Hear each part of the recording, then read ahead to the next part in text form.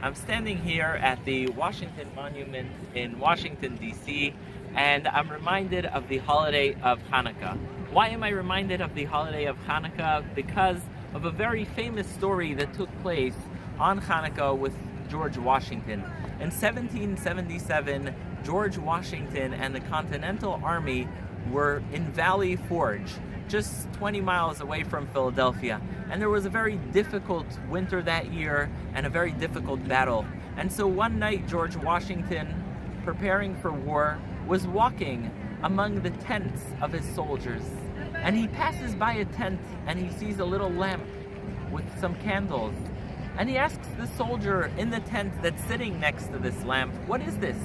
And the soldier said, "Today is Hanukkah, and that is why I am lighting these candles." And the soldier went on to explain that more than 2,000 years ago, our forefathers in Israel were oppressed under the Greek Empire. The Greeks did not let them practice Judaism. They forbade them from keeping their religion, and they defiled the temple in Jerusalem. And God made a miracle and empowered the Maccabees to fight back against the Greeks.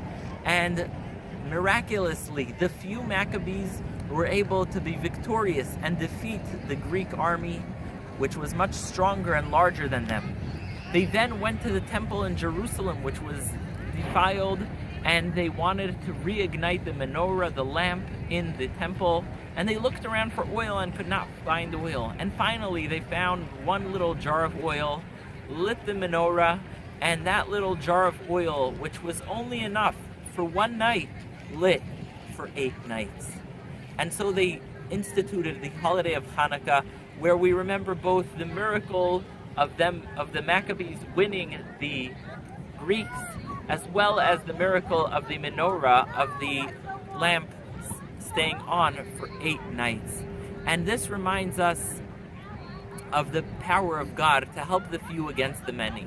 When George Washington heard this, he was inspired, and he decided that if God can help those few weak Maccabees against the great Greek Empire, he too can be helped by God and defeat the British Empire. And indeed, he went on the next day to fight against the British Empire and was unbelievably successful and inspired. And so as I stand here at the Washington Monument, I'm reminded of this moment and how thankful we should be for everything that we enjoy in this country, for our ability to practice freely our religion.